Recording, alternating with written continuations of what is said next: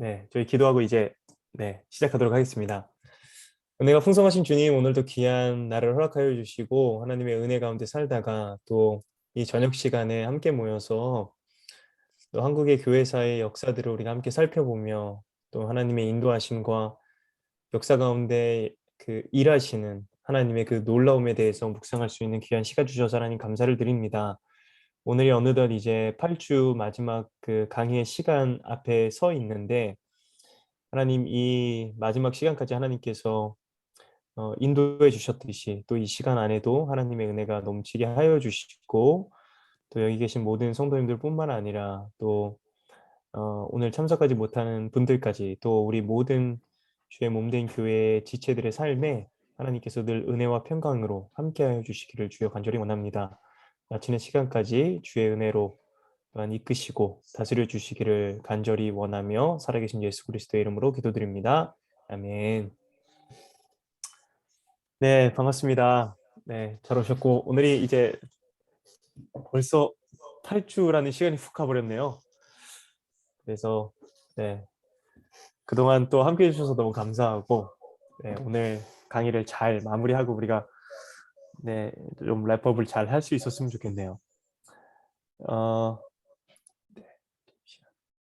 네, 그러면 제가 스크린 쉐어 하면서 오늘 강의를 함께 시작해 보도록 하겠습니다. 네, 일단 그 오늘 강의는 이제 뭐 길게 제가 말하는 시간은 뭐 길게 하진 않으려고 제가 준비를 했고요. 일단 과제를 좀 내주신 분들이 계셔서 뭐 이렇게 그 내용도 함께 잠깐 나누고 그리고 또 이렇게 마치시면서 혹시 이렇게 나누고 싶었던 말씀이 계시다면 이렇게 편하게 좀 이야기를 하고 오늘 강의를 마칠 수 있었으면 좋겠습니다. 이제 7번째 강의이고요. 주제는 한국 교회 내의 신사참배 문제입니다.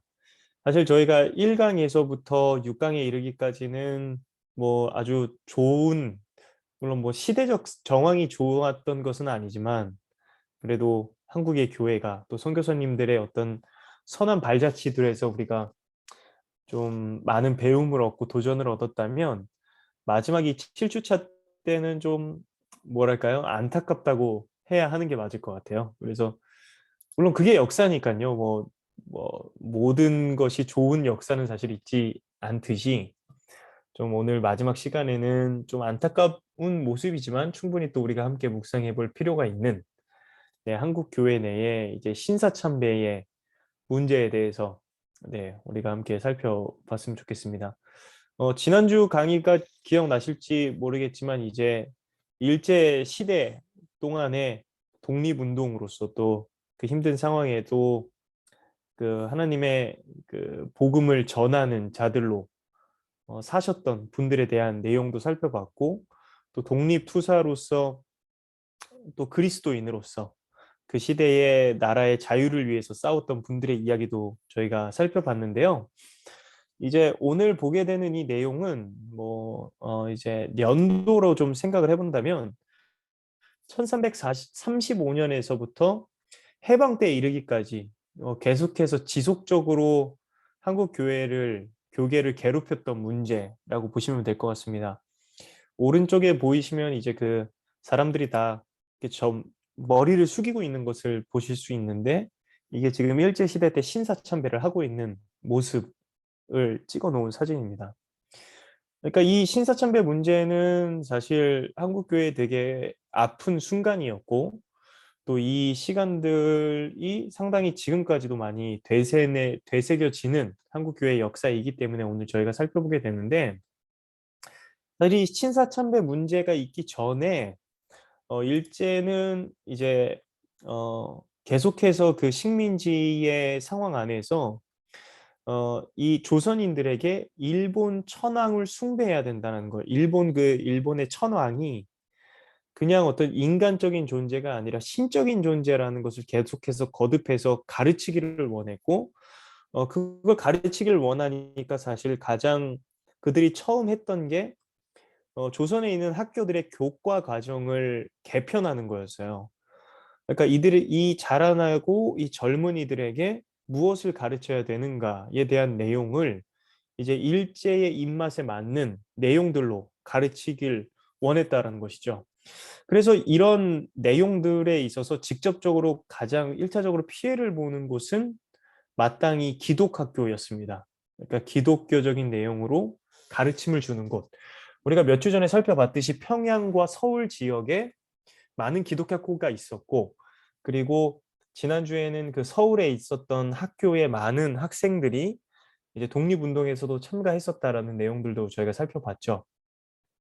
그러니까 그 당시에 이 기독학교에 대한 엄청난 제재들이 있었고, 그들에게 이제 너희가 일본의 천황을 그렇게 어떤 믿어야 된다. 그러니까 그에게 공경을 표해야 된다라는 것이 이제 좀 압박으로 다가왔던 시기였어요.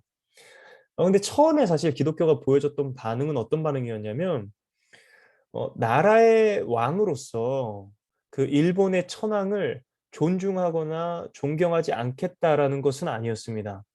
그러니까 물론 역사적으로 봤을 때에 그 한일 병탄이 일어난 그 경술국치가 일어난 일이 뭐 좋은 일이라고는 말할 수 없지만, 근데 뭐 그리스도인들이 갖고 있는 어떤 그 규범 안에서 보면 위정자들에게 올바른 위정자들에게 순종하는 것도 그 나라의 법에 따르는 것도 덕목이었기 때문에 어떤 뭐 그냥 무분별한 반란을 일으키는 것은 아니었죠. 그래서 처음에 반응은 이제 나라의 왕을 존경하지 않는 것이 아니다.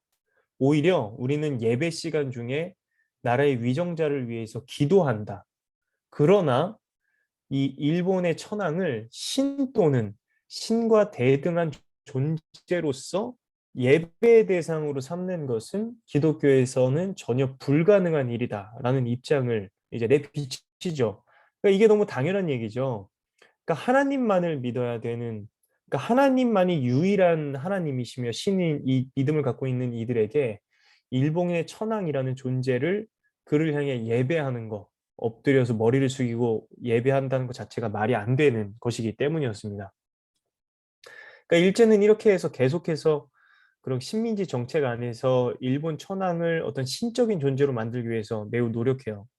그래서 1938년에는 이제 이 나라에서 조선어를 사용하지 못하는 거, 학교에서 가르칠 때 한국말을 사용하지 못하게 했고, 그리고 그로부터 1년 뒤에는 얘는 저희가 알고 있는 것처럼 창씨 개명, 그러니까 한국에서 뭐 이씨, 최씨, 뭐 박씨, 이런 성을 사용하지 못하고 뭐 나카무라, 뭐 슌스케, 뭐 이런 이름들을 사용하게 한 거죠. 그래서 이때 이름을 바꿔야 되는 그런 창씨개명 명령도 있었고, 그리고 1943년에는 징병, 그리고 국민징용령, 그러니까 징병령은 말 그대로 이제 일본을 위해 천황을 위해 싸워야 된다. 그러니까 지금 한국에 있는 젊은이들이 군대에 의무로 참여해야 되는 것처럼 그 당시에 천황을 위한 싸움에 조선의 젊은이들이 징병됐다라는 것이고, 이 징용령은 그 천황을 위해 봉사해야 된다. 그래서 너희가 노동을 해야 된다. 그렇게 이제 뭐 일본이 원하는 일에 국민들을 데려다가 이제 용역을 시킨 거죠. 일을 시킨 거죠. 그러니까 계속해서 이런 일들이 있었습니다. 이 아이고 죄송합니다. 그 일본의 고유 사상이 바로 이 신사라는 거예요. 신사. 그러니까 신사참배라는 것에 이 신사라는 말은 일본어로 하면 이제 신도라는 말인데, 그게 어디서 왔냐면 이 일본 안에서 당시에 이 천황이 중한 집권 체제, 그러니까 천황이 모든 권력을 잡고 있어야 되는 체제를 이제 발전시키면서 나라의 왕, 이 천황의 존재를 계속해서 신격화를 하고, 뭐 예를 들어 출생의 어떤 뭐 설화를 신화를 만들고, 뭐 나라를 세우는 데 있어서 있었던 어떤 그 공적의 조상들의 그 공적이 지금까지 내려와서 이제 천황이라는 존재는 엄청난, 그러니까 신과 일본어로 보면 카미 같은 존재다라고 이제 높여 세우면서 이제 그 중앙으로 계속해서 힘을 모으려는 시도가 있었던 거죠. 그러니까 이게 처음 시작에는 어떤 정치적인 의도에서 시작된 일본 내의 일이었지만 이게 점차 발전되면서 이게 종교성을 가지게 되는 거예요. 그러니까 이 천황은 신이다. 이 천황은 이 인간의 존재가 아니라 어떤 신적인 존재다라는 이 신앙이 일본에서 생긴 거죠. 그러니까 그렇기 때문에 이제 그것을 그대로 한국에 가져와서 이제 조선에 있는 이들도 천황을 숭배하고 그저 잠깐 이들을 데리고 있는 게 아니라 그러니까 일본화시켜서 영구적으로 식민지를 만들고 싶어 했던 거죠. 그래서 계속해서 교육적인 것이나 문화적인 것, 그들의 사상과 종교까지도 일본화시켜서 그러니까 일본을 제2의 일본을 만들길 원했다라는 것입니다. 그렇기 때문에 이제 계속해서 이 기독교와는 같이 설 수 없는 결코 공존할 수가 없는 상황이 된 거예요. 그래서 계속해서 이 기독학교에 대해서 신사참배를 강요합니다. 1913년도에서부터는 국립학교에 그러니까 기독교 학교가 아닌 그냥 공립학교에 신사참배를 강요하기 시작했고 그리고 그 이후서부터는 이제 기독학교에 대한 계속해서 강요가 있었는데 1924년에 충남에 있는 강경 보통학교라는 이 기독학교에서는 신사참배를 반대하는 기독교인이 뭐 여러 수가 학교를 오는 것도 거부했던 사건도 있었습니다. 그러니까 전국적으로 동시다발적으로 이전에 강의에서 기억을 해보시면은 그 선교사님들께서 의료사역과 함께 교육사역에 매진하시면서 처음에는 평양과 서울에서 시작됐던 그 의료와 교육사역이 이제 뭐 경상도로 가기도 했다, 뭐 공주, 뭐 목포 쪽으로 내려가기도 했다라고 말씀드렸는데 그래서 많은 기독학교가 이 한국 땅에 세워지게 됐는데 일제가 식민지를 하면서부터 그 학교들을 이제 위협하고 이제 압박을 하기 시작한 거죠. 왜 그러했냐면 그러니까 이 일본에게 있어서는 한번 그러니까 일본 입장에서 생각을 해보면 그러니까 자신들이 생각하기에는 미개한 민족인 아직 근대화를 이루지 못한 지금도 일본이 뭐 그런 얘기를 하잖아요. 일본은 너희를 식민지한 게 아니라 너희에게 근대화를 이루는데 도움을 줬다. 그러니까 뭐 그게 일본의 어떤 대표적인 말은 아닐 수 있지만 대표적인 목소리는 아닐 수 있지만 여전히 일본 안에서도 그런 이야기를 하는 분들이 많다고 들었어요. 그러니까 그런 사상 안에서 이 한국인들에게 자신들이 교육하고 이제 계몽시키면 안 되는 상황인데 이 한국에 있는 특별히 서양에서 온 이 외국 선교사들 그들이 갖고 있는 어떤 민주화에 대한 생각 법치주의적인 생각, 그리고 일본보다 더 앞서서 어떤 문물을 달려가고 있는 서양에서 온 이들이 생각할 때는 이것이 말이 안 되고 또한 그 서양 선교사들이 가르치고 있는 그 학생들이 계속해서 독립운동도 일으키고 계몽운동을 일으켰기 때문에 그러니까 눈에 가시 같은 거죠. 이 기독교, 개신교 선교사들. 그러니까 그들이 하는 것을 이제 궁극적으로 보면 그걸 말살시키기 위해서 학교를 압박하기를 시작한 거예요. 그래서 이제 평양에 있는 기독학교에도 심사참배가 계속해서 이제 압박으로 다가오게 됩니다. 그곳에 있는 많은 미션 스쿨이 말이죠. 마땅히 당연하게도 그런 일들이 일어났을 때에 이제 반대하는 분들이 생기죠. 이 신사참배를 우리는 받아들일 수 없다. 그래서 대표적인 분이 이 조지 맥퀸이라는 분이십니다. 조지 맥퀸이라는 선교사님이세요. 미국의 선교사님. 그러니까 이분은 미국에서 이제 뭐 학장까지 대학에서 학장까지 지내시다가 평양에 있는 이 숭실학교에서 교장으로 이제 추천을 해서 청빙을 해서 이제 한국으로 오셔서 지내게 되시는데 이분이 이제 숭실학교에 계실 때에 일본이 이제 신사참배를 하니 이제 받아들일 수 없는 상황에 온 거죠. 근데 마침 이것이 그 평양이 평양남도 지역이니까 그 평양남도 지사인 당시에 그 평양남도를 다스리는 어떤 그 관리가 그 야스나베라는 사람이었는데 야스다케라는 사람이에요. 야스다케라는 사람이었는데 그 사람이 이제 평양 숭실학교에 방문을 하게 돼요. 그래서 뭐 이야기를 나누다가 자 그러면 이제 이야기도 다 나눴으니 우리 다 나가서 저 산 높이에 있는 신사에 가서 우리 같이 참배를 합시다. 가서 이제 학생들을 다 데리고 선생님들과 다 교장 선생님도 다 같이 가서 이제 참배를 하러 갑시다. 이렇게 이야기를 한 거죠. 그러니까 이분들이 당황하면서 우리는 기독교인이기 때문에 그런 행사에 갈 수 없다라고 얘기를 하니 이제 이 야스다케가 거의 반협박식으로 6일의 시간을 줄 테니 너희가 생각을 해보고 이제 너의 의견을 말해라. 만약 너가 신사참배에 순응하지 않으면 너희의 교장직을 이제 박탈하겠다라고 이제 거의 뭐 협박인 거죠. 그렇게 이제 이야기를 하게 돼요. 그래서 이제 그 6일의 유예 기간 동안에 그곳에 있는 선생님들 또 목사님들 학생들이 모여서 이제 회의를 하게 되고 결국에는 그 회의를 통해서 그럼에도 불구하고 이제 신사참배를 하지 않기로 이제 결정을 합니다. 그리고 평안남도 지사 야스다케에게 이제 맥킨 선교사님께서 편지를 쓰세요. 그 편지의 내용이 이렇습니다. 나는 11월 14일 신사에 가라는 각하의 명령에 따를 수 없습니다. 각하는 그때 신사에는 천조 대신의 영과 메이지 천황의 영이 봉제되어 있다고 하였는데 기독교인으로서 내가 그곳에 머리를 숙인다는 것은 나의 양심과 전능하신 하나님의 법을 범하는 것이 된다고 생각합니다. 그리고 참배 강제는 제국 내에 사는 모든 사람에게 헌법에 보장되어 있는 신교의 자유에도 위배된다고 생각합니다. 그러나 나는 개인으로서 또한 교장으로서 천안 및 황실의 최고의 영예와 존경의 뜻을 바칠 용의가 있습니다.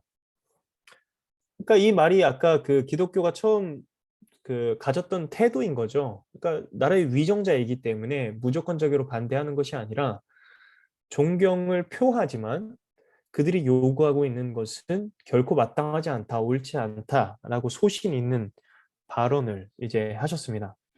그리고 나서 이제 맥킨 선교사님께서 뉴욕 선교부에도 편지를 쓰세요. 그 편지의 내용이 이렇습니다. 나는 아무것도 잘못하고 있다고 생각하고 있지 않기 때문에 두려움은 없습니다. 세상 사람들의 말과 같이 하여 또한 저항이 가장 적은 길로 걷고 원리를 왜곡하여 사는 것은 무엇보다도 용이하겠지요. 정부와의 관계에서 신사 문제에 있어서는 하나님께서 나에게 깨끗한 양심을 주신 것을 감사하고 있습니다. 내가 그 입장을 관철함으로써 나의 지위가 뺏기고 한국에서 추방되더라도 또한 옥에 갇히더라도 살인의 총탄을 받더라도 모든 것을 이해하시는 하나님의 평화가 나를 지키실 것입니다. 기뻐하고 즐거워하라. 하늘에서 너희 상이 큼이라 하신 예수님의 말씀이 큰 위로가 됩니다. 그러니까 이 맥킨 선교사님께서 그렇게 이제 뜻을 정하신 거죠. 자신의 삶의 어려움과 어떤 위험이 있더라도 자신이 갖고 있는 신앙 안에서 봤을 때는 결코 신사참배를 할 수 없다라는 것이 그 결과였고 이제 그 거부 의사를 밝혔을 때 이 총독부는 그 야스다 걔가 윽박을 놓았던 것처럼 그 이 맥킨 선교사님의 교장 인가를 이제 취소하게 됩니다. 그리고 나서 어쩔 수 없이 이제 맥킨 선교사님은 미국으로 돌아가시게 돼요. 그래서 결국에는 이제 미국 캘리포니아 지역에서 많지 않은 나이 한 40세 정도에 이제 소천하시게 되는데 그 미국에 돌아가서도 그냥 끝난 것이 아니라 한국에 있는 상황들을 그 미국에 많이 알리는 글을 쓰기도 하시고 이제 뭐 이제 고발 형태로서 그렇게 하시기도 하시죠. 당시에 근데 중요한 점이 뭐냐면 이때부터 어떤 이 기독교 교계가 이제 좀 분열이 되기 시작했다라는 거예요. 사실 지금 이 역사를 보면 교회가 이제 막 생겨나게 된 지 오래되지 않았죠. 이게 1930년대 중반이니까 이제 뭐 선교사님들이 와서 교회가 세워지고 교회가 부흥되는 그 대부흥의 시점들을 겪고 나서 대부흥이 이제 한 25년 정도 지난 그 시점에서는 사실 교회가 아주 한 걸음으로서 같이 왔다고 보시면 돼요. 그러니까 그것이 기독교라고 불려지는 당시에는 뭐 장로교, 그리고 화란, 그리고 뭐 감리교, 뭐 이런 성공회, 그리고 지금은 뭐 많은 결을 달리하고 있어서 거의 이단과 같이 취급되고 있는 교단이기도 하지만 안식교, 그리고 뭐 천주교 또 다 같이 어떤 신학을 똑같이 한 것은 아니지만 그래도 뭐 민족을 돕는 일에 다 함께 발맞춰 왔던 이 시점에 있어서 이제 이 시점에서부터는 이제 의견이 달라지기 시작합니다. 왜냐하면 그 어 이렇게 신사참배를 반대하는 상황에 있어서 결국 맞아들이게 되는 것이 이제 모든 사역이 무력화되는 것이니까 그들이 수고해서 세웠던 학교가 폐쇄되게 되는 일들도 일어났기 때문에, 그러니까 신앙이기 때문에 이것을 두지 말아야 된다. 혹은 이것은 정부의 지침이니까 따라야 된다라는 것으로 교계가 이제 좀 갈라지게 돼요. 심지어 맥퀸 선교사님께서 그 신사참배를 반대하는 글을 이 교회 전체 교회가 함께 보는 어떤 그 단지에, 그러니까 신문 같은 것에 기고를 했는데 그 똑같은 그 신문에 또 다른 선교사님께서 신사참배를 찬성하는 글을 쓰기도 했습니다. 그러니까 반대하는 내용의 성경 본문은 너희는 내 앞에 다른 신을 두지 말라라는 하나님의 율법의 내용이었고, 그리고 찬성을 하는 선교사님의 글은 가이사의 것은 가이사에게 돌려라. 그러니까 나라의 지도자가 그렇게 원하는 것은 그렇게 그것에 있어서는 그렇게 해야 되는 것이 마땅하다라는 예수님의 가르침을 여기에 적용해서 이야기를 한 것이죠. 뭐 지금 우리가 이 시점에서 이 일들을 보면은 뭐 명백하게 어떤 것이 잘못인지를 뭐 구분할 수 있는 부분들이 있겠죠. 네. 그럼에도 불구하고 그 당시에는 이 교계가 상당히 혼란스러웠다라는 것입니다. 그래서 결론적으로는 이후에 이제 1936년도에 이르면 한국 천주교는 신사참배는 종교적 행사가 아니라 애국적 행사이므로 그 신사참배를 허용하게 돼요. 그러니까 그 지도부에서 공식적으로 신사참배를 해도 된다. 이것은 종교적 의식이 아니라 나라에 대한 예의, 애국적인 행사이기 때문에 해도 된다라고 이야기를 하게 되고, 그로부터 1년 뒤에는 감리교회가 이제 신사참배를 공식화하게 됩니다. 1937년에. 어, 그리고 나서 이제 남은 것은 큰 덩어리에서 보면 이제 장로교가 남은 거예요. 저희가 지금 속해 있는 장로교회. 그러니까 그때 이제 장로교가 1937년에 감리교회가 신사참배를 공식화했을 때에 이제 총회로 모이게 됩니다.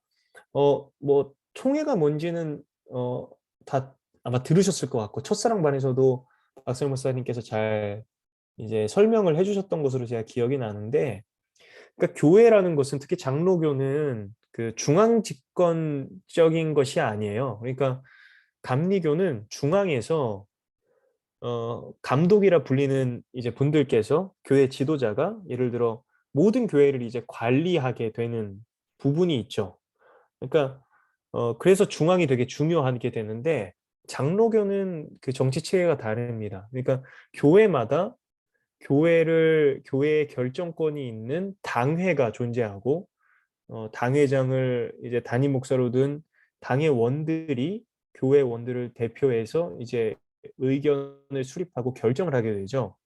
근데 그 교회만 또 단독적으로 당회만 있는 것이 아니라 교회의 연합인 노회라는 게 있습니다.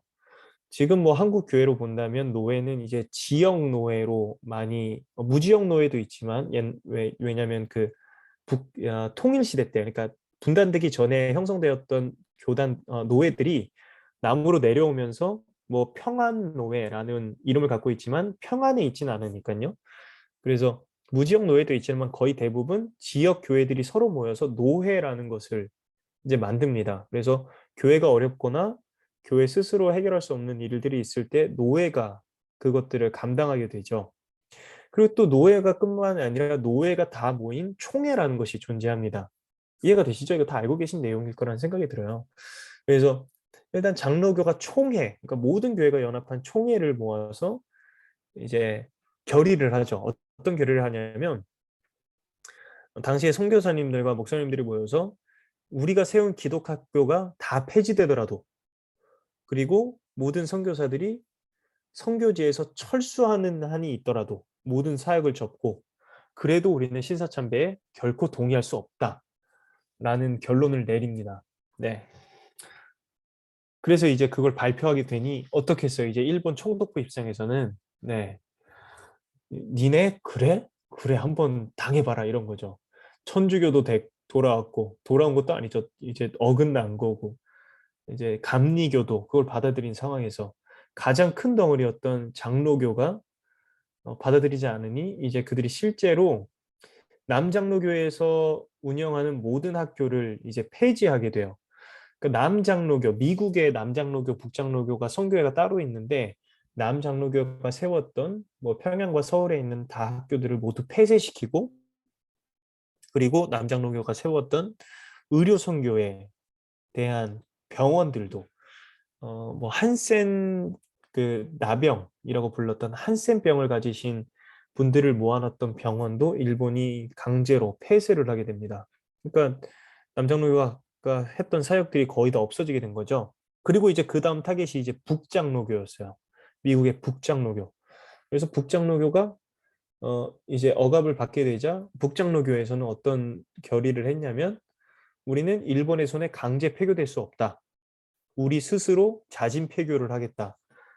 그래서 이제 스스로 그 신사참배를 받아들이니 우리가 이 학교를 그만하겠다라고 자진 폐교를 하게 됩니다. 이렇게 장로교가 아주 단단한 마음으로 이 일을 시작했는데, 이것도 얼마 지나지 않아서 캐나다 장로 선교회는 신사참배를 받아들이고 학교를 운영해야 된다라는 입장을 이제 밝히게 돼요. 제가 좀 노심초사하는 마음에서 말씀을 드리지만, 이것이 그냥 이 결정들이 모든 나라와 모든 기독교와 모든 선교사님의 의견을 다 나타내는 것은 아닙니다. 그러니까 예를 들어 캐나다 장로교 선교회가 신사참배를 받아들였다고 이거 캐나다는 문제 있구만 이렇게 보시면 안 되고요. 그 당시의 지도자들과 그리고 그 당시의 정황 안에서 그 모였던 총회의 멤버들이 그런 결의를 하게 된 거죠. 그 당시에 있었던 그들이 갖고 있었던 신학과 신앙은 그렇지 않을 수 있지만, 그들의 생각에는 우리가 이렇게 이것을 받아들이지 않고 학교를 다 폐쇄하게 되면 결국에는 이 일본 총독부가 이 땅의 모든 교육 사업을 다 쥐게 될 텐데, 그러면 그렇게 되면 더 큰 문제가 생기는 거 아니겠냐. 그러니까 그분들 생각도 좀 이해가 되시죠? 그러니까 우리라도 남아서 그래도 뭔가를 지켜야 되지 않겠냐. 이걸 조금이라도 뭐 살을 내주고 뼈를 이거 갖고 있어야 되지 않겠냐라는 마음에서 이제 그런 결정을 하신 거죠. 그래서 공식적으로는 참배를 거부함으로써 학교를 폐쇄하고 교육 전체를 정부에 맡기는 것은 그리스도의 뜻에 맞지 않는다라는 이제 문장으로 이 신사참배를 받아들이게 됩니다. 근데 일본이 원했던 것은 제가 아까 말씀드렸던 것처럼 그냥 이 어떤 기독교적인 내용, 그렇게 장로교의 선교사들, 그들이 갖고 있었던 모든 교육적인 내용들을 말살하는 것이 이들의 목표였기 때문에 결국에 캐나다 장로교회가 세웠었던 학교도 모두 다 일본이 원했던 대로 선교사들이 쫓아지게 되고 결국 학교도 모두 다 넘겨주게 돼요. 그러니까 뭐 그들이 일본이 이들과 어떤 약속을 했는지는 모르겠지만 결국에는 일본이 원했던 대로 모든 주권을 쥐게 되니까 다 그렇게 이제 횡포를 놓게 됩니다.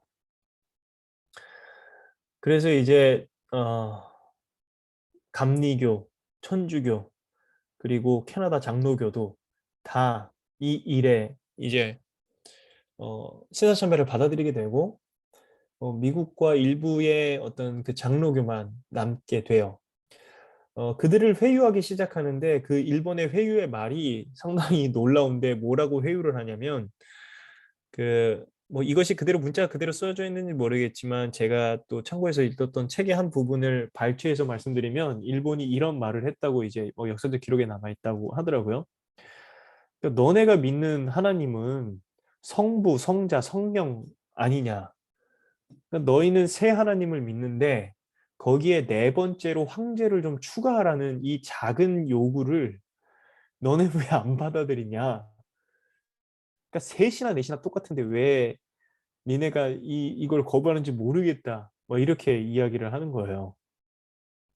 그래서 이들이 이제 그 결의를 한 총회를 무너뜨리기 위해서 노력을 하는데 그러니까 이제 총회가 그러니까 1938년에 매년 있는 그 총회가 이제 다가오니까 일본이 "그래. 너희 이 총회에서 우리가 완전히 모든 교회 전체 연합이 신사참배를 받아들이도록 만들어야 되겠다."라는 계획을 세우고 이제 각 노회에 있는 그 총대라 그러죠. 총회에 참석하는 대표들 그 사람들을 만나서 회유하고 막 불응할 시 투옥을 하고 협박하고 선교사들도 잡아들여서 협박을 해서 막 도망치게 하고 미국으로 다른 자국으로 돌아가게 하기도 합니다.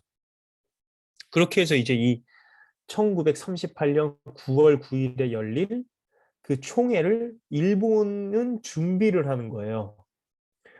그리고 이들이 했던 게 뭐냐면 그 당시에 그 신사참배를 반대했던 그 아주 영향력이 있었던 교회 지도자들이 있었는데 그분이 누구였냐면 주기철 목사님 이름 들어보셨을 텐데 주기철 목사님 그리고 뭐 이기선 목사님, 김선도 목사님을 이제 총회가 열리기 얼마 전에 그들을 이제 잡아서 투옥시킵니다. 그러니까 그들이 총회에 나타나지 못하게 하는 것이죠. 그리고 이제 그 총회가 열리기 전에 노회에 찾아가서 노회의 사람들을 다 겁박하고 이제 막 협박을 해서 결국에는 그 당시에 이 장로교 총회가 23개회 20 23개의 노회로 이루어져 있었는데 그중에 17개의 노회가 신사참배를 이미 결의하게 됩니다. 그 상황에서 이제 총회가 모이게 된 거죠. 어 이게 아주 치욕스러운 날인데 1938년 9월 9일에 장로교 총회가 평양에서 열리게 됩니다. 평양 서문회 예배당에서라는 곳에서 열리게 되는데 오른쪽에 보이시는 그 책과 같은 사진이 이제 그 당시에 이 27회 총회의 회의록입니다. 그 안에 내용 보면은 뭐 그들이 어떤 것을 결의했고 누가 뭐 찬성했고 뭐 제청했고 이런 내용들이 적혀 있는 책인데 그 당시에 참석했던 어떤 한 목사님의 기록에 보면 이렇게 돼 있어요. 교회당 내외에는 수백 명의 사복 경관으로 완전히 포위되었고 강대 아래 전면에는 평남 경찰부당을 위시하여 고위 경관 수십 명이 긴검을 번쩍이면서 기라성같이 자리를 잡고 앉았고 총대들의 좌우에는 그 지방 경찰관 2명씩이 끼어 앉았고 실내 후면과 좌우에는 무술경과 100명이 눈을 부라리고 서 있었다.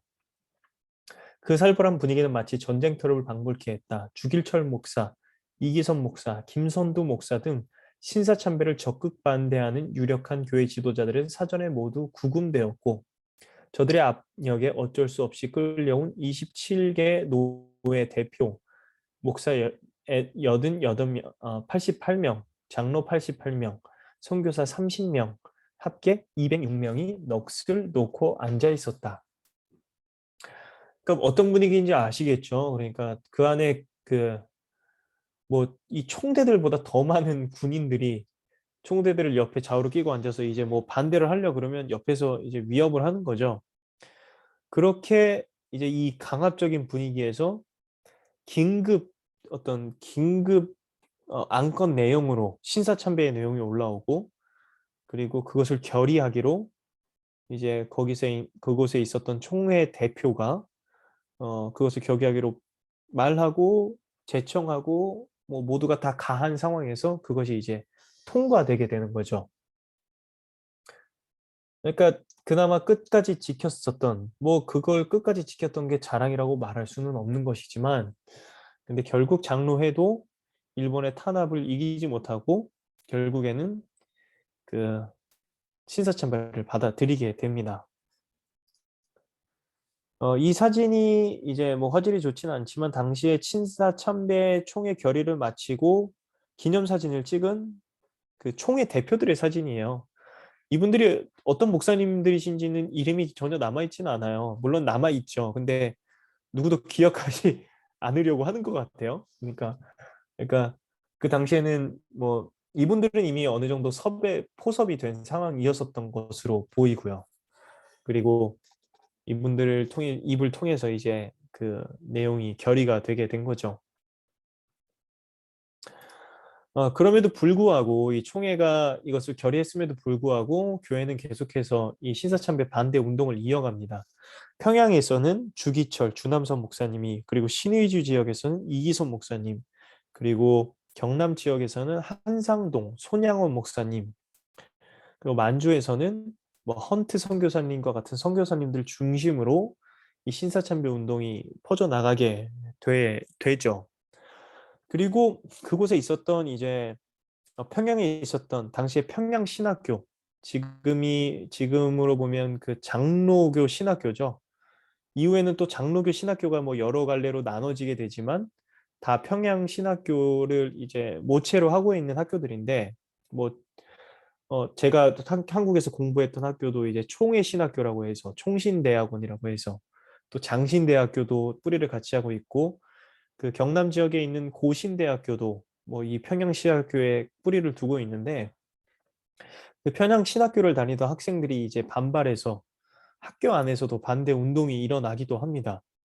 그러니까 어떤 한 학생은 어, 평북 노회가 자신이 속해 있었던 평안 북쪽에 있는 노회가 그 신사참배를 결의하게 되자 그 교정에 있는 나무를 도끼로 찍어버리고 반대 운동을 시작하는 학생들도 많이 있었다 그래요. 그러니까 자신들이 학교에서 배웠던 그 성경의 내용과 그 교회가 취했던 입장이 너무 달랐기 때문에 학생들이 분노를 하게 되는 거죠. 그래서 학교 안에서도, 평양신학교 안에서도 반대 운동이 많이 일어나게 됩니다.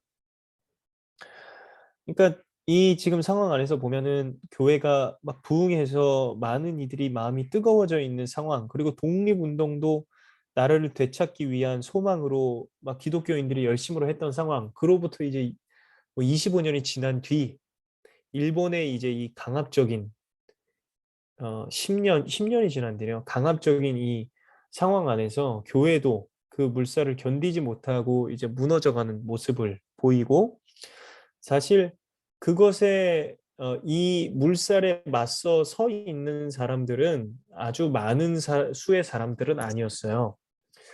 그러니까 모든 총회가 이것을 결의했을 때 그것에 정면으로 맞서서 끝까지 신앙을 지켰던 분들은 많은 분들이 아니었다라는 것입니다. 그 중에 한 분을 먼저 좀 살펴본다면 평양에서 사역하셨던 주기철 목사님이라는 분이세요. 주기철 목사님. 이 주기철 목사님이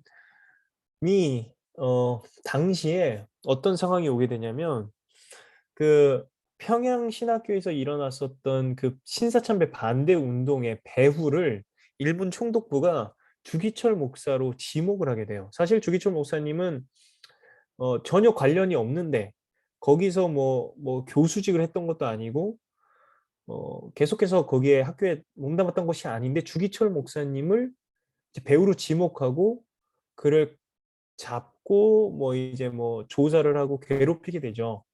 근데 그랬던 중에 이유 중에 하나가 뭐냐면, 주기철 목사님이 어 당시 한 2년 전에 이 일이 있기 2년 전에 1935년에 평양신학교에서 한 설교를 하시는데, 그 설교의 제목이 일사가고라는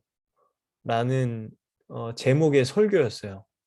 아마 들어보셨을 수도 있을 것 같고, 주기철 일사가고라는 영화가 나오기도 했습니다. 몇 년 전 한국에서.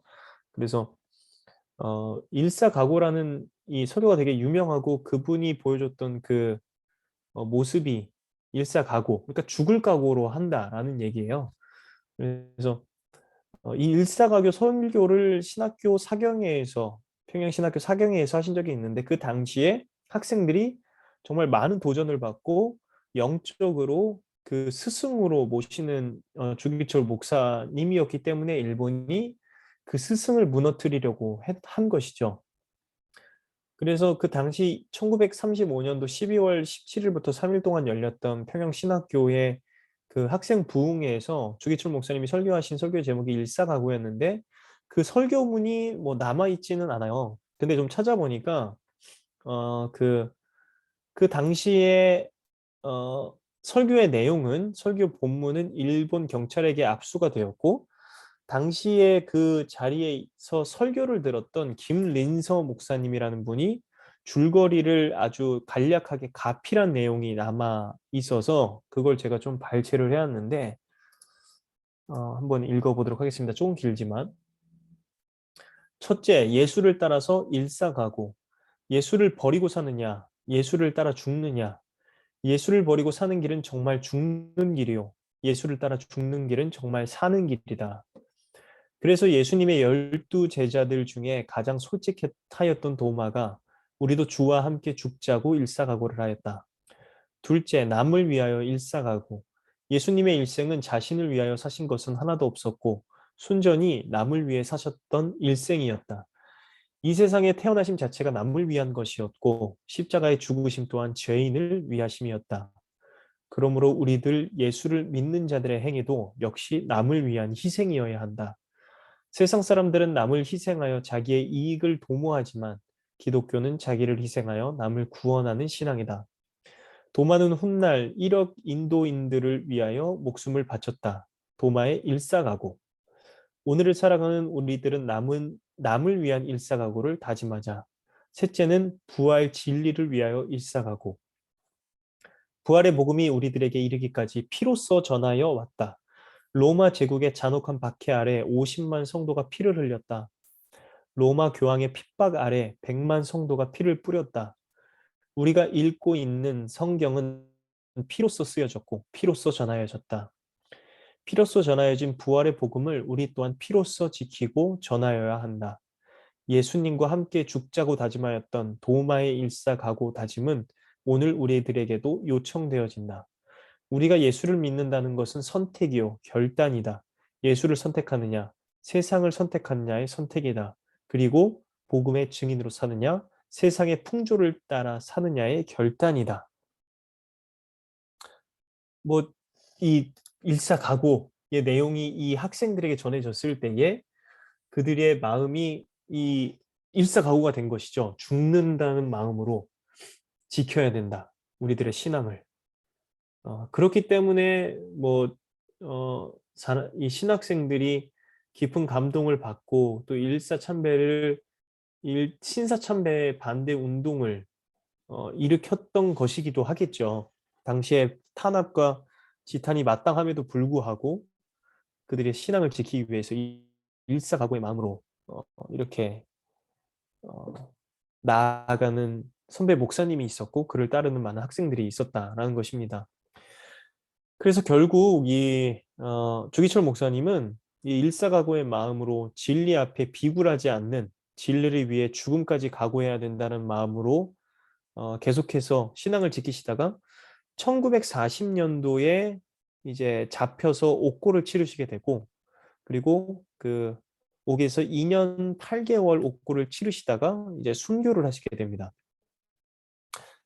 그분이 이제 옥에 주기철 목사님께서 옥에 있으실 때에 유명한 일화가 있는데 그것이 이제 그 사모님과의 일화예요. 여기 왼쪽에 계신 분이 주기철 목사님이고 오른쪽에 계신 분이 오정모 사모님이시라는 분이십니다. 오정모 사모님. 그래서 이 주 목사님께서 이제 거의 순교하실 때쯤에 몸이 너무 위독해져서 순교하실 때쯤에 이제 그 옥의 간수가 가족에게 이제 전가를 치죠. 그러니까 얼마 안 남은 것 같다. 그러니까 가족들이 와라. 그래서 치료를 좀 받게 해라.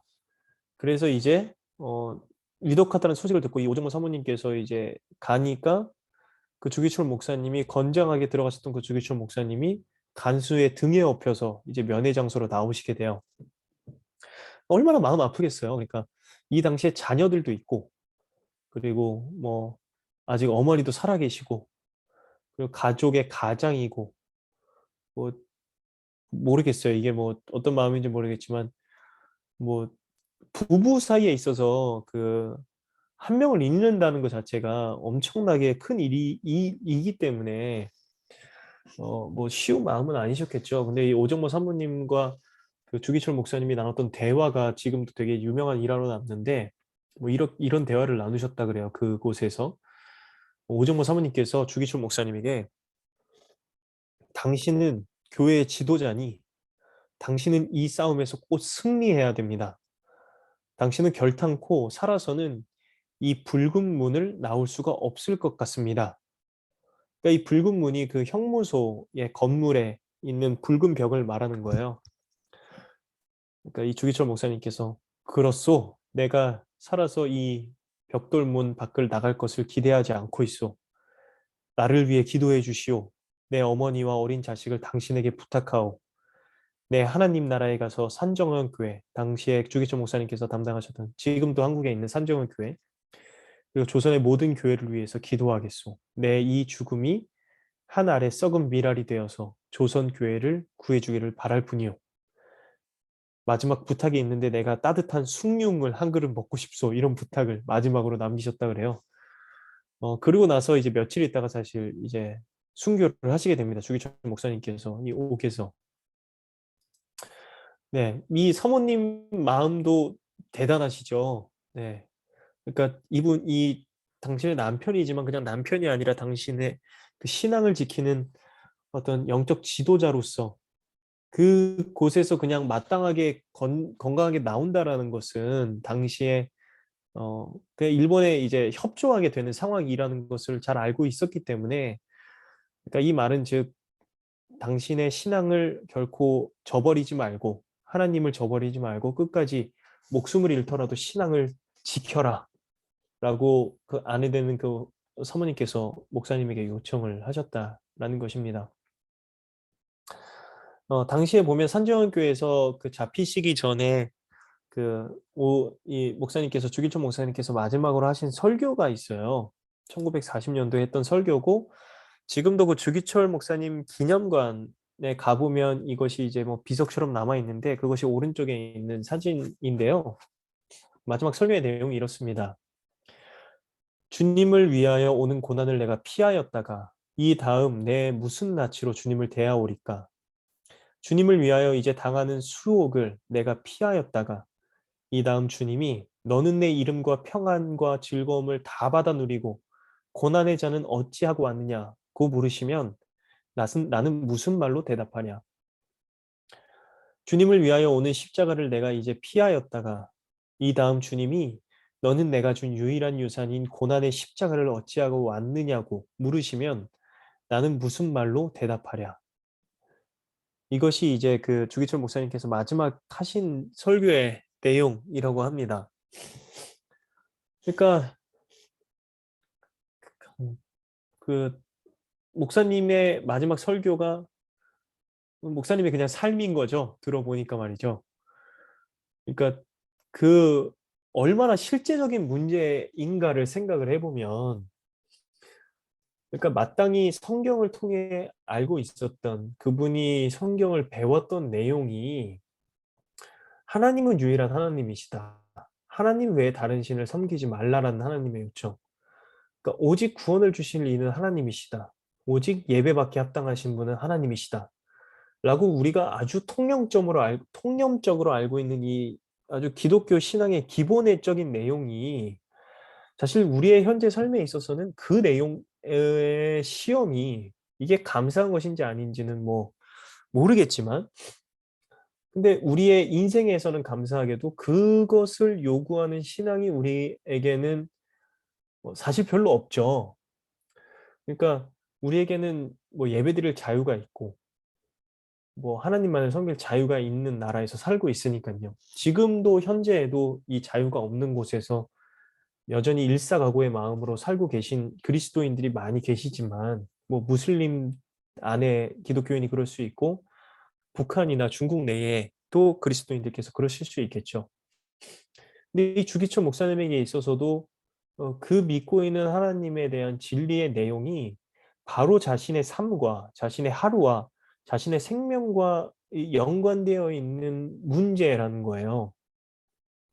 그러니까 그 시점 앞에서 자신의 갖고 있는 신앙을 지키는 일은 쉬운 일은 아니었겠죠.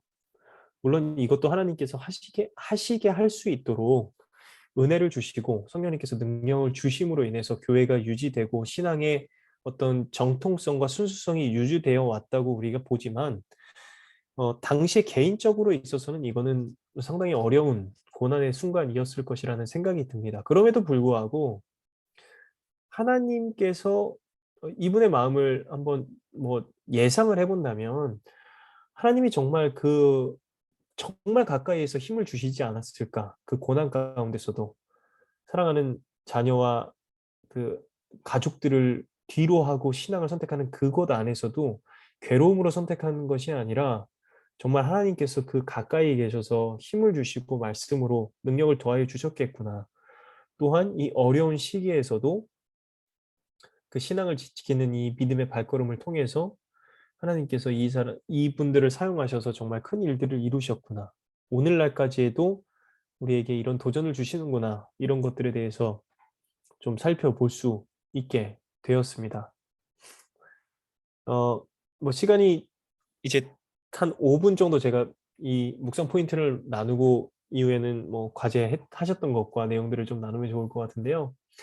좀 묵상해 볼 내용은 이 당시에 이분들이 갖고 있었던 신앙은 이제 종말론적인 신앙이었다라는 거예요. 종말론적인 신앙. 이게 사실 어떠한 이 교회 역사를 봤든지 간에 교회를 향한 기독교를 향한 극심한 억압이 있었을 때 그들의 신앙에서 꼭 발견되는 것은 이런 종말론적인 신앙이에요. 그러니까 이 종말론적인 뭐냐면 이 당시에서 보면은 전천년설이라는 신학적인 어떤 이름으로 종말론적인 색깔을 가졌는데 전천년설이 뭐냐면 요한계시록에 보면 예수님께서 오셔서 이제 천년 왕국을 이루신다라는 내용이 나오죠. 근데 그 시점에 있어서 전천년설이라는 것은 7 년의 환란의 시간이 지나고 예수 그리스도께서 오셔서 그의 다스림이 이 땅에 완전히 이루어져서 그리고 나서 이제 천년 왕국을 누리게 된다. 천년의 기간 동안에 우리가 천년의 왕국을 누리게 된다. 그러니까 지금이 그분들이 볼 때는 지금이 7 년의 환란의 시간이고 이제 곧 예수님이 오실 거다. 언젠진 모르지만 곧 예수님이 오실 거다라는 믿음을 가지고 이 어려운 시간들을 보냈다라는 거예요. 당시에 그 초대교회 때 로마의 핍박이 있었을 때도 이와 같은 신앙들이 있었죠. 마라나타 주 예수여 속히 오시옵소서 그들이 말했던 것처럼 그들이 죽어가면서 예수 그리스도의 그 그 신성을 나타내는 익투스라는 물고기를 이렇게 익투스라는 물고기 모양 익투스라는 거가 이제 그리스어로 물고기라는 단어예요. 근데 그 익투스라는 단어에 이니셜을 하나씩 따서 예수 그리스도는 하나님의 아들 구세주다라는 말로 그들이 그분의 다시 오심을 기다리면서 그 고난을 지났었던 것처럼 그러니까 이분들에게 있어서도 이 힘든 시간 가운데 예수님이 오실 것이다라는 믿음 때문에 그들의 삶에 순수한 신앙을 지킬 수 있었다라는 것이죠. 아까 주기철 목사님이 말하는 것처럼 내가 이 고난을 져버리면 내가 이 십자가의 길을 져버리면 내가 예수 그리스도를 다시 배울 때 무엇이라 말하겠냐.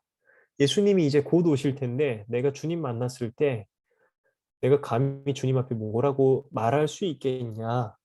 그러니까 그분의 마음에는 그리스도께서 다시 오신다라는 이 재림 신앙이 명확했기 때문에 이 신앙을 지킬 수 있었다라는 것이죠.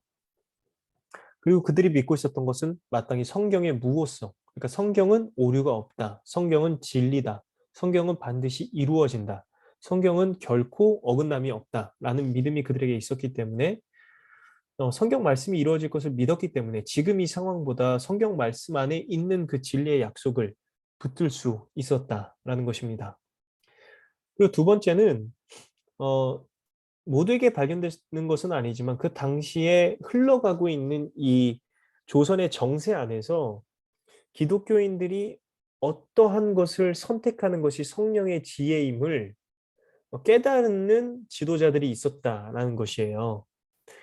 그러니까 그 당시의 혼란을 생각해 보면 신사참배를 받아들이는 것이 우리의 교회가 유지되는 길이다라는 생각하는 분들이 있었고, 또한 반대로는 상황적인 것이 아니라 하나님의 말씀을 기준으로 봤을 때에 고난이 오더라도 이것을 지켜야 되는 신앙이 있어야 된다라고 생각했었던 분들이 계셨죠.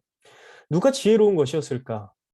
뭐 그 당시에는 의견이 분분했겠지만, 근데 그냥 자기들의 지혜가 아닌 하나님의 지혜 안에서 본다면 뭐 굳이 답을 이야기하지 않더라도 고난을 참으면서까지 신앙을 지켰던 분들을 통해서 오늘 우리가 중요한 가르침을 받고 있게 되죠. 그렇게 봤을 때에 이 우리도 똑같이 이 참 다양하고 여러 가치가 있는 이 세상 속에서 살아가고 있지만, 그러나 지혜로운 곳은 변하지 않았다. 왜냐하면 지혜는 예수 그리스도로부터 오기 때문에, 고린도전서에서 예수 그리스도는 하나님의 지혜다라고 말하고 있는 것처럼 우리도 복잡한 세상을 살아가지만 진짜 지혜로운 선택은 상황 안에서의 기치가 아니라 변하지 않는 말씀으로부터 흘러나오는 예수 그리스도의 가치다. 그렇기 때문에 그 가치를 따라 사는 삶이 정말 지혜로운 삶이다. 라는 묵상을 한번 나눠 보도록 하겠습니다. 그래서 이 마지막 어려운 시간, 참 부끄러운 내용들을 우리가 살펴봤지만 교회가 결국에는 그 우상 숭배를 공식적으로 인정하게 되는 상황에 오게 됐지만, 그럼에도 불구하고 이렇게 새벽 이슬과 같이 정결함을 유지하기 위한 신앙을 가졌던 몇몇 분들의 신앙을 우리가 또한 살펴보면서 우리 또한도 어떤 상황에서도 그 믿음을 순수하게 지킬 수 있는 그런 우리 모두가 되기를 또 축복하고, 우리가 이 도전을 마음에 안고 이 8주간의 또 강의의 내용을 잘 정리를 했으면 좋겠습니다. 혹시 오늘 강의의 내용 중에서 궁금하신 내용이 있으면 잠깐 받을까요?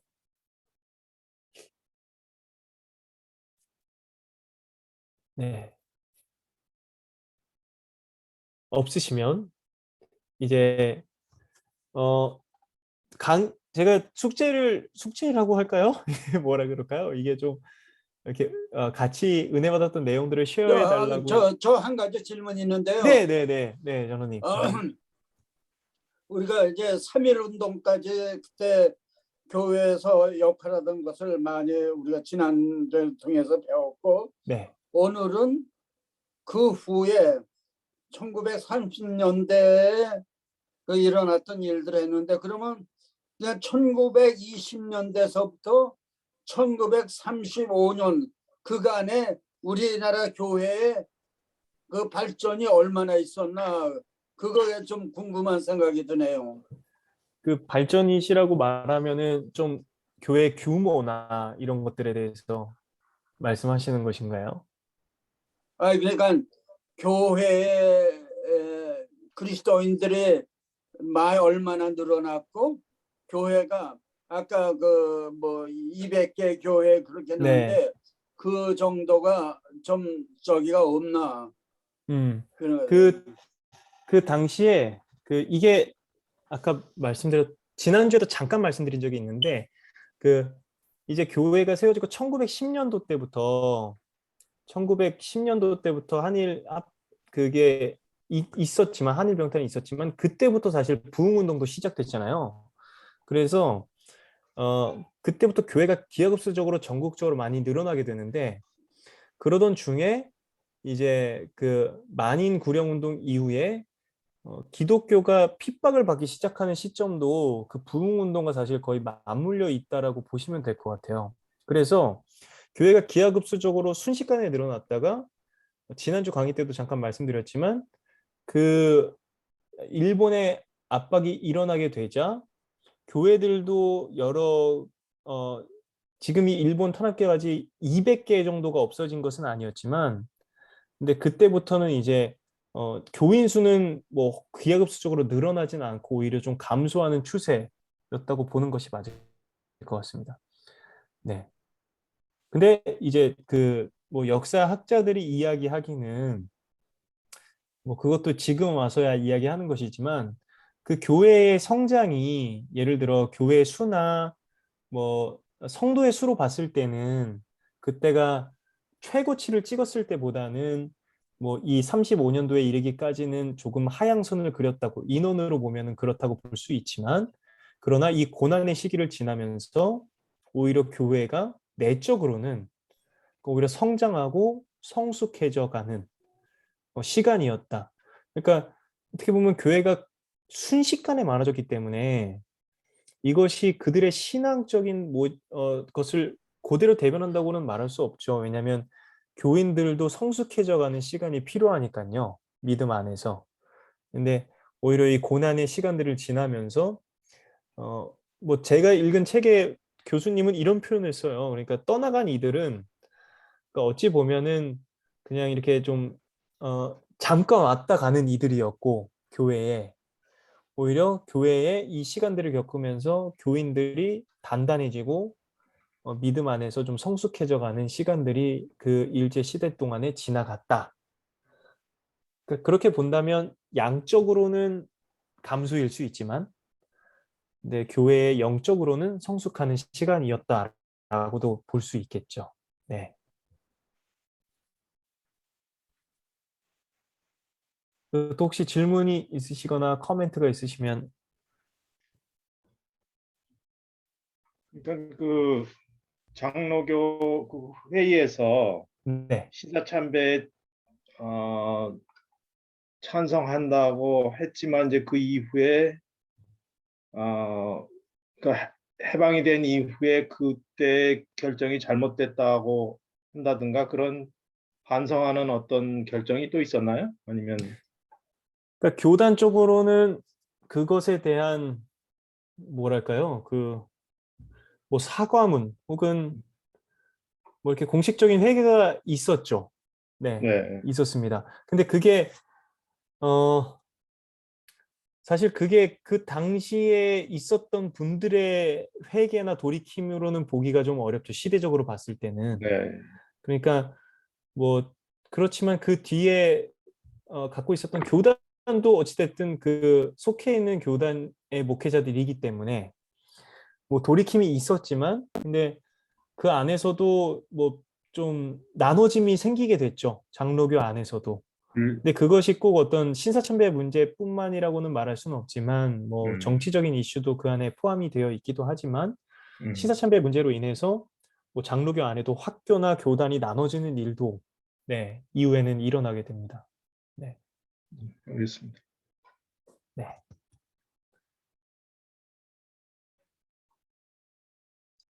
그리고 또 질문이나 코멘트 있으시면 편하게 언제든 말씀해 주셔도 괜찮고요. 네. 이게 마지막에 되니까 상당히 마지막을 무거운 마음으로 끝나게 되시는 것 같아서 죄송스러운 마음이 있긴 하지만 근데 저는 이게 더 좋은 마지막일 거라는 생각도 들어요. 왜냐하면 우리네 인생도 그렇지만 다 뭐 좋은 일들만 있지는 않죠. 근데 실질적인 것은 이런 유혹 안에서 우리가 또 어떤 그렇죠. 선택을 하느냐. 네, 그게 사실 우리에게 남겨진 숙제이지 않을까라는 생각도 들어서 네.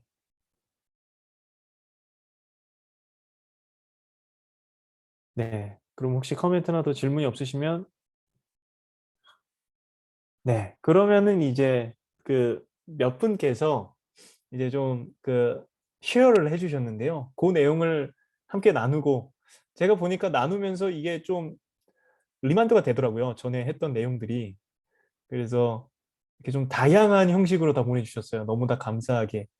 그래서 이렇게 쭉 내용을 정리해 주신 분도 계시고 뭐 이렇게 자신의 느낀 점을 써 주신 분도 계시고 시로 적어 주신 분도 계시고 뭐 이렇게 칠행시로 적어 주신 분도 계시고 뭐 이렇게 해서 총 지금 한 5분 정도가 이렇게 제가 준비를 했는데요. 그 내용을 한번 잠깐 살펴보는 것도 재밌을 것 같아요. 그래서 한번 보도록 하겠습니다.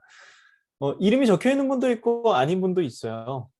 그래서 너무 죄송하게도 혹시 이름이 밝히지를 원하지 않으셨는데 그냥 써주신 분들은 제가 넣었고요. 이름을 안 밝혀주십사 하는 분은 제가 넣지 않았습니다.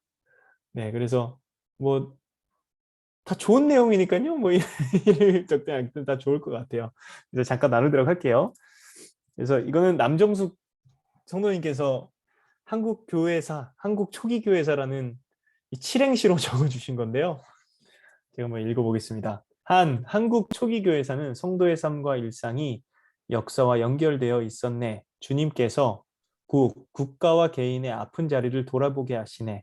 영문박 주님께서 초대하여 주시네. 역사의 남은 자들과 함께 주님께서 기억하라 하시네. 각각의 부르심을 주님께서 교감과 소통은 먼저 그 나라와 그 의를 구할 때 주님께서 회복시키신다 하시네. 주님께서 사람답게 더불어 함께 살라 하시네.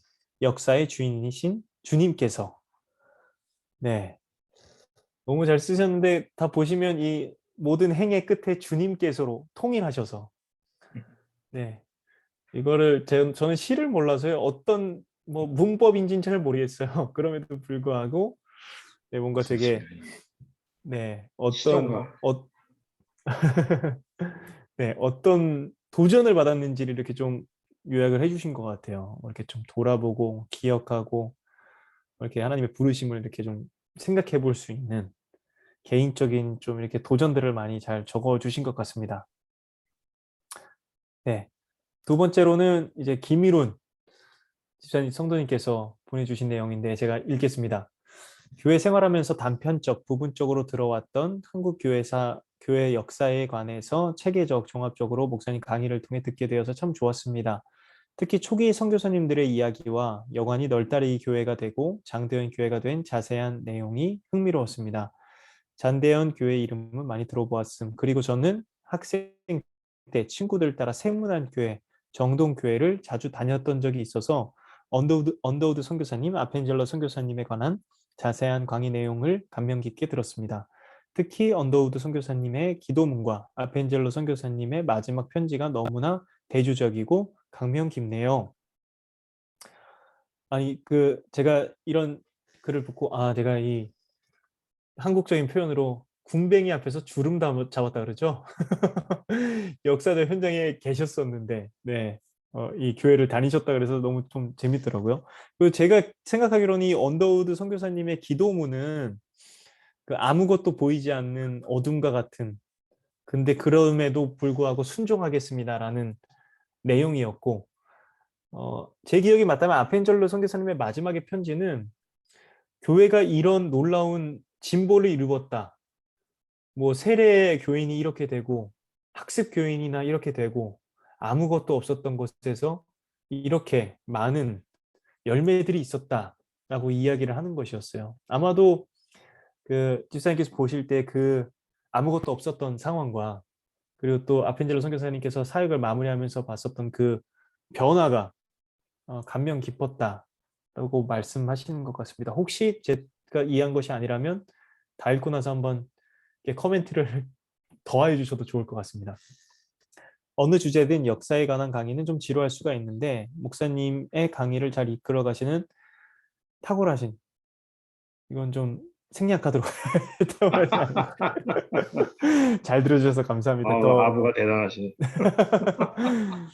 우리의 구원이 하나님의 전적인 은혜로 이루어졌는데 제가 한국에서 교회를 다녔고 이곳에 와서도 신앙생활 계속하는 게 이렇게 많은 분들의 수고와 피 흘림이 있었기에 가능했다는 사실을 확실하게 깨닫게 되는 기회가 되었습니다. 앞으로 신앙생활 하는데 많은 도움이 되리라 생각합니다. 감사합니다. 네, 저도 정말 이 부분을 많이 느꼈던 것 같아요. 내가 누리고 있는 게 물론 주의 은혜가 전적인 주의 은혜지만 근데 이렇게 수고해 주시고 목숨 다해 섬겨주셨던 선교사님들과 믿음의 이 선배님들이 계셔서 가능한 것이었구나. 네, 많은 도전을 받았던 것 같습니다. 혹시 김일호 성도님 혹시 좀 더 이렇게 좀 더 하고 싶으신 내용이 있으실까요? 아닙니다. 감사합니다, 목사님. 그 내용을 전부 이렇게 소개해 주셔서 감사합니다, 목사님. 네, 잘 아이고 아닙니다. 들었습니다. 네. 네. 감사합니다. 네. 네, 그리고 이제 이진원 집사님 또 성도님께서 남겨주신 것도 다음에 이제 보내주셨는데요. 네, 한번 처음부터 읽어보도록 하겠습니다. 하나님께서는 창세전부터 한국 백성을 사랑하셔 오래전에 하나님을 사랑하는 젊은 청년들을 미국에서 부르사 잃어버린 영혼들을 향한 사랑과 열정으로 머나먼 이국 땅 작은 한국에 복음을 전하게 하심 참 감사 찬양 영광을 올립니다. 많은 선교사님들의 수고와 헌신, 생명을 바친 복음으로 말미암아 우리 한국 땅에도 예수님의 반석에 교회가 세워지고 학교가 세워지고 병원이 세워져 가난하고 어려운 백성들의 삶에 믿음과 소망이 사랑이 싹트게 하사 한국이 경제적으로 부흥하며 안정된 나라가 이루어짐을 참 감사드립니다. 다 하나님의 놀라우신 은혜와 사랑임을 고백합니다. 특별히 중국에서 복음을 듣고 한국말로 마가복음을 번역하게 하시며 선교사님을 도우신 이수정 목사님, 3대째 한국을 위해 몸바친 언더우드 선교사님. 그는 아무도 반기지 않은 언어와 문화가 다른 어려운 환경 가운데서도 소망과 꿈을 가지고 간절히 기도하며 섬기신 선교사님이었음을 특별히 그의 기도문이 너무 감동적이며 그때의 상황을 영화 장면으로 보는 듯 했습니다. 또한 온몸과 마음으로 열정으로 섬기시며 마지막에는 질병으로 고통 가운데서 자살하신 선교사님, 다 헤아릴 수 없는 선교사님들의 헌신이 복음이 풍성한 열매를 맺어 지금의 한국이 되었음을 다시 한번 깨닫습니다. 팬데믹으로 인해 어려운 이때 우리들에게도 큰 위로와 용기를 얻게 하며 소망을 가지고 다시 일어날 수 있음을 감사합니다. 아무쪼록 은혜 받은 이 모든 말씀이 듣는 데서 끝나지 않고 우리도 자신을 돌아보며 안이한 편안한 삶에 빠져 복음 전파에 게으르며 말씀대로 온전히 순종하지 못한 모든 것을 회개합니다. 다시 제가 살고 있는 삶의 자리에서 하나님의 거룩한 자녀로 빛과 소금이 되어 복음을 전하는 제자로 결단하고 도전하길 간절히 소원하며 성령님의 도우심을 간구합니다. 이제 주님께서 새로운 제2의 인생 여정을 주셔 저희 부부를 기쁨의 교회로 불러주시고 이곳에서 주님을 섬길 수 있게 하심을 감사드립니다. 그동안 수고해 주신 목사님께 진심으로 감사드립니다. 네, 감사합니다. 이진원 선생님 혹시 이렇게 좀 더 하실 말씀이 있으실까요? 아유, 없어요. 네. 너무 재밌었어요. 아, 네, 감사합니다. 그, 쭉 이야기해 주시니까 뭐 처음부터 이렇게 강의를 함께 나눴던 내용들이 좀 이렇게 말씀하신 것처럼 쭉 지나가서 너무 감사했고, 네, 그리고 또 남겨주신 내용들이 참 저 개인적으로는 저도 적용하고 또 이렇게 느꼈던 점들을 또 이렇게 혹 씹어서 다시 말씀해 주셔서 네, 너무 감사한 것 같습니다. 네. 그 다음에는 이제 그 황선희 장로님께서 남겨주신 내용인데요. 황선희 장로님은 너무 열심히 공부하신 것 같아요. 제가 봤을 때. 그러니까 보니까 그 제가 이제 그 커버하지 못한 내용도 보니까 황선희 장로님께서 그 책을 빌려 가셔서 또 개인적으로 많이 읽으신 것 같아요. 제 예상이 맞습니까, 장로님? 네, 뮤트가 돼 있으십니다. 예, 저는 그 책이 네, 거기 다른 팔리는 책하고 옆에 있어서 파는 책인 줄 알고 네, 네, 네, 제가 사려고 갖고 갔었는데 아닌 것 같으네요. 어쨌든 네, 제가 관심 있는 부분 이제 이거를 쓰면서 그 부분은 많이 읽었어요. 다른 네, 데는 네, 네, 전부 다 읽지는 못했고, 근데 몇 번 이제 그 부분에 그 관심 있는 부분이 있어서 그 부분을 읽으면서 좀 요약을 했고, 이 전부 읽으시면 다른 분들은 좀 지루하실 것 같은데 뭐 그래도 원하시는 대로 제가 하십시오. 네, 네, 네, 네. 그 책은 그 유일령 기사님도 정보가 없으셨어 가지고 네, 파는 네, 걸로 알고 계셨었는데 저도 이제 그 안내를 드려서 그냥 원하시는 분은 편하게 빌려 가시면 되는 것 같아요. 그래서 홍 전장님 네, 네. 보시고 예, 제가 네, 뭐 한두 주저 보고 갖다 네, 놓겠습니다. 네, 네, 네, 알겠습니다. 그래서 한번 제가 그렇게 길지는 않아요. 그래서 네, 네, 읽으시는 분들도 도움이 많이 되실 것 같아서 제가 일단 쓰신 글을 제가 준비를 해왔는데 한번 읽어보겠습니다. 일단 위의 내용은 네, 강의 중 기억에 남는 몇 가지 거기서부터 제가 한번 네, 네, 읽어보도록 하겠습니다. 이수정 선교사의 복음 전파 준비와 성경 번역 사역. 강의 중 가장 기억 때는 사역자는 이수정 선교사였다. 물론 많은 외국 선교사들의 희생과 노고에 의해 운둔의 나라 조선에 기독교의 씨앗이 뿌려졌지만 외국 땅 일본의 농업기술 전수라는 목적으로 건너가 쯔다센 박사를 만나 감리교에 관심을 갖게 되고 1883년 1월 세례를 받고 복음 전파를 준비하고 성경 번역 사역에 매진하게 된 이야기는 정말 큰 감동으로 다가온다. 1883년 5월 8일에 있었던 일본 기독교 대부흥에서의 한국어 공중 기도를 듣고 우치무라 간조까지 감동하게 된 일, 미국 선교부에 보낸 선교사 파송 요청 편지가 미국 선교지 더 미셔너리 리뷰 오브 월드에 게재되어 한국의 마게도니아인이라는 평가를 받으며 호레이스 언더우드, 게럴트 아펜젤러 등에게 한국 선교의 동기를 일으킨 사실은 성령의 역사였다고 설명해야 할 것이다. 그리고 그의 성경 번역 사역에 대한 열정의 결과로 나온 신약 성경 마가전, 현토 한양 신역 전서, 우리 순우리말 신역 마가전 등 로스역 본과 함께 한글 선역 번역 과정의 중요한 번역 저본이 되었으며 한국 선교의 귀중한 씨앗이 되었다. 하지만 86년 3월 한국 정부의 김옥균이 보낸 자객의 첫 번째 습격을 받고 1886년 두 번째 습격을 받은 후 귀국을 거부할 수 없어 1886년 6월 2일 4년의 일본 생활을 청산하고 귀국하게 된다. 귀국 후 보수파에 의해 살해되었다는 설과 고종의 총애를 받았으나 상처의 후유증으로 사망하였다는 설이 있다. 또 백난준, 민경배 등의 신학자들은 앨런 펄슨의 한국 선교 15년사를 인용, 이수정이 귀국 직전에 배교했다는 사실을 인정하고 있다. 어떠한 사실이 말년에 대한 정확한 기록인지 모르나 이수정의 귀국 후의 생과 배교설 등은 기독교 복음 전파와 거리가 있어 보여 아쉬움이 남는다. 이게 이제 이수정 그 선교사님의 이야기를 이제 감명 깊은 내용들을 좀 서머리를 해주셔서 들으니까 또 다 기억이 나시죠? 네, 그 일본에 가셔서 농업을 하러 갔다가 쯔다센을 만나서 복음을 받고 성경 번역을 하고 뭐 한국 지도자로서 또 일을 하기도 하고 네 이후에는 또 이제 뭐 습격을 받아서 근데 이 자료를 제가 좀 더 찾아봤어요. 마지막 하신 내용의 그 배교설에 대해서 그래서 그 뭐 찾아보니까 그 글에 대한 번역으로 생긴 오해라고 말하는 분들도 계시고 뭐 이수정 선교사님께서 배교한 것은 아니다. 혹은 또 어떤 남겨진 그 뭐 서신에 보면 그의 서신에 보면 뭐 배교의 내용이 있다. 이게 되게 극명하게 갈리더라고요. 그래서 아직까지는 그게 어떤 건지는 모르지만 너무 잘 정리를 해주신 것 같아서 네 다시 좀 확실하게 리마인더가 되는 것 같습니다. 또 두 번째 하나 내용이 더 있는데 평양 장로교 신학교 아까 말씀드렸던 그 평양 신학교 설립과 평양 대부흥 운동 평양 장로교 신학교가 설립된 것은 1901년이지만 1890년 가을부터 신학반이라는 이름으로 언더우드의 사랑방에서 백홍준 등 7명이 신학교육을 받았고 1890년에는 16명으로 늘어났으며 이들이 흩어져 전도하고 교회를 세웠다.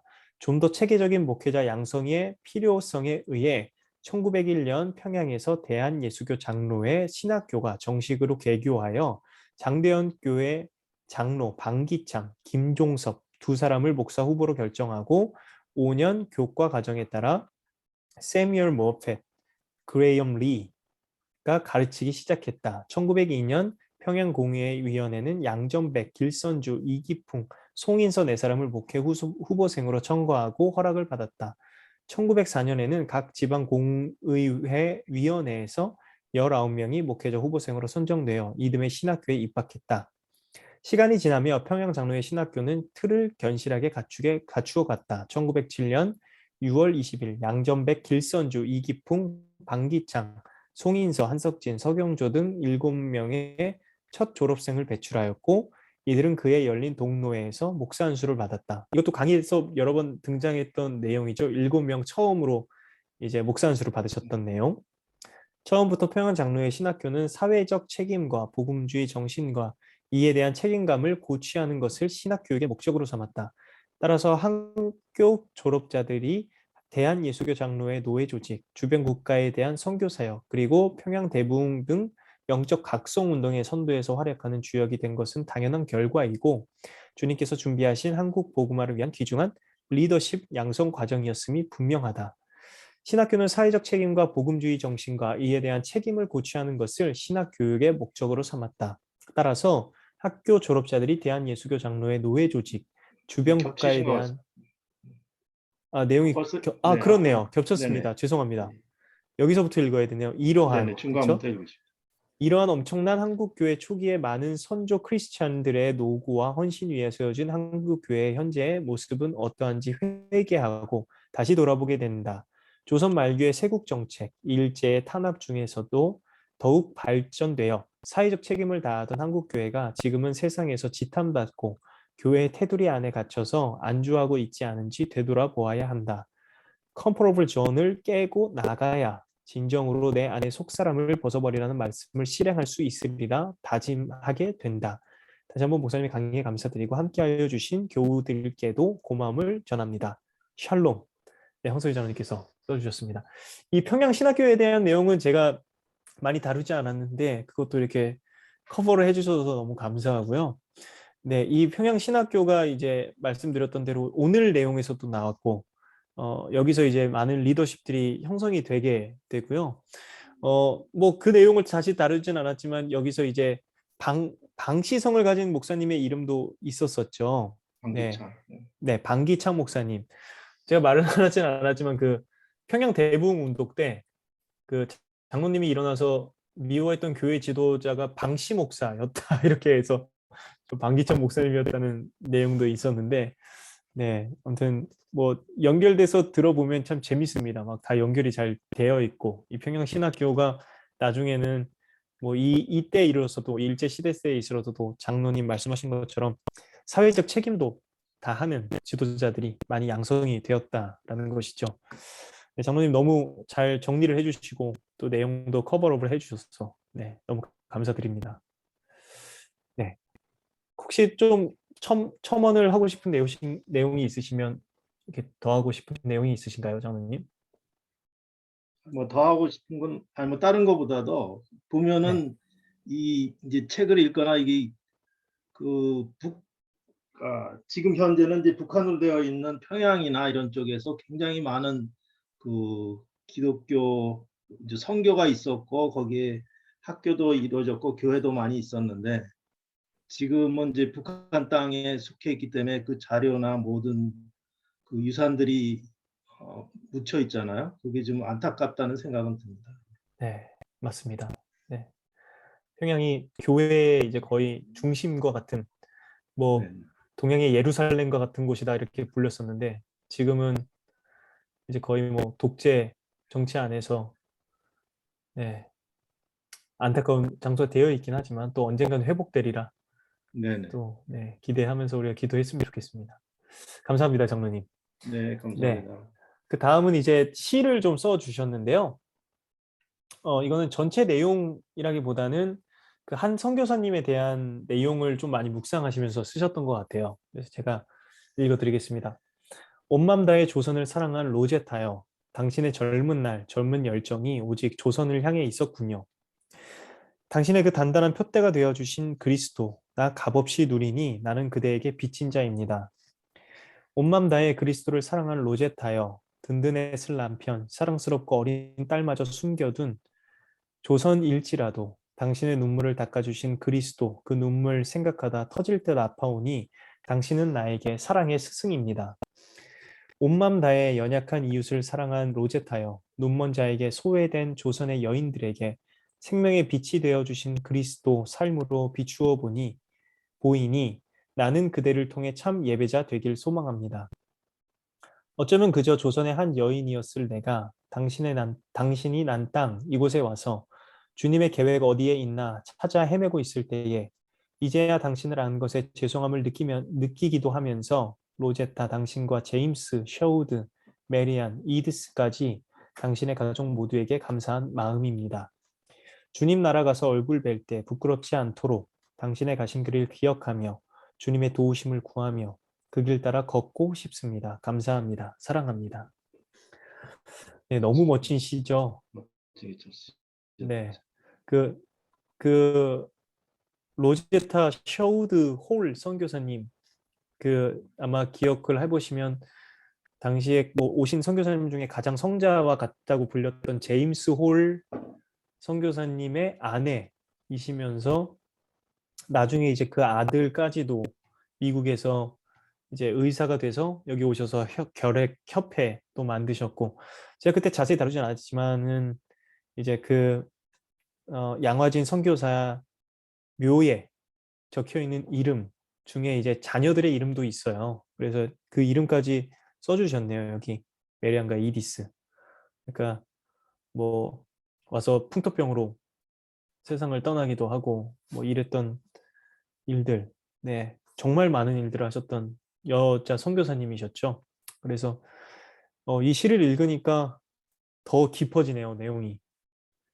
네, 이게 시의 참 멋진 점인 것 같습니다. 그냥 내용적인 어떤 부분에서 또 이렇게 시로 써주시니까 너무 감사하고, 이 같은 또 이렇게 어떤 마음으로서 여기 보면 뭐 시를 분석하는 것은 아니지만 그래도 그저 내가 조선의 한 여인으로서 내가 지금 그 로제타 선교사님께서 하셨던 이 미국에 와서 생각을 해보는 이런 것들도, 네, 그 어머니로서 또 한 여자로서 남편을 잃고 자녀를 또 잃고 그럼에도 불구하고 이제 그리스도의 사랑 때문에 이 일들을 했던 마음들이 좀 느껴지는 것 같아서 너무 감사한 시네요. 네, 마음속에 너무 잘 간직하도록 하겠습니다.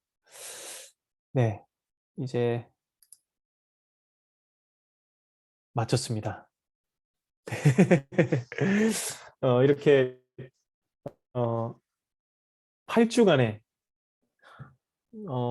내용을 마치게 됐고요. 제가 8주지만 너무 죄송하게 중간에 한 주를 제가 참여를 강의를 못하게 되어서 너무 죄송한 마음이 있지만, 그래도 일단은 제가 계획한 내용들을 다 다루긴 한 것 같아요. 7주 동안에. 혹시 이렇게 좀 오늘 뭐 하고 싶으신 말씀이나 좀 이렇게 더 커멘트 뭐 이렇게 내진 않으셨을 수 있지만 오늘 현장에서도 좀 이렇게 한 말씀 나누고 싶으신 분들이 계시면은 편하게 나눠주셔도 괜찮습니다. 언제든. 네. 너무 장모님, 열심히 하셨는데 파트 2도 한번 몇 년이다 하시죠? 네, 한번 박 목사님과 의논을 한번 해보겠습니다. 네네. 네. 사실 박 목사님이 박사 논문을 이 한국 교회사 쪽으로 쓰신 걸로 제가 알고 있어요. 그래서 제가 뭐 아까 드린 속담처럼 이 군뱅이 앞에서 주름 잡는 격이거든요. 그래서 그럼에도 불구하고 참 함께 할 수 있어서 너무 감사했고 저한테도 너무 유익한 시간이었고요. 네. 네, 아무튼 그렇습니다. 또 하실 말씀 있으시면 없으실까요? 네. 그러면 여기서 저희의 그 한국 초이교회사 역사의 주인이신 하나님 대단원의 막을 마치도록 하겠습니다. 8주 동안 너무 함께 해주셔서 너무 감사하고요. 정말 개인적으로도 너무 유익한 시간이었고, 제가 부족한 점이 많았지만 그래도 성실히 참여해 주셔서 너무 감사했고요. 저의 부족함을 넘어서 분명히 이 시간을 통해서도 또 하나님께서 주시는 위로와 또 소망과 도전이 있을 것으로 제가 믿고, 그것들이 우리 삶에 이렇게 좀 진하게 남아서 열매 맺을 수 있는 그런 귀한 은혜들이 각자의 삶에 있기를 제가 또 기도하고 또 소망하도록 하겠습니다. 네, 그럼 제가 마지막으로 기도하고 수고하셨습니다. 네, 마치겠습니다. 기도하겠습니다.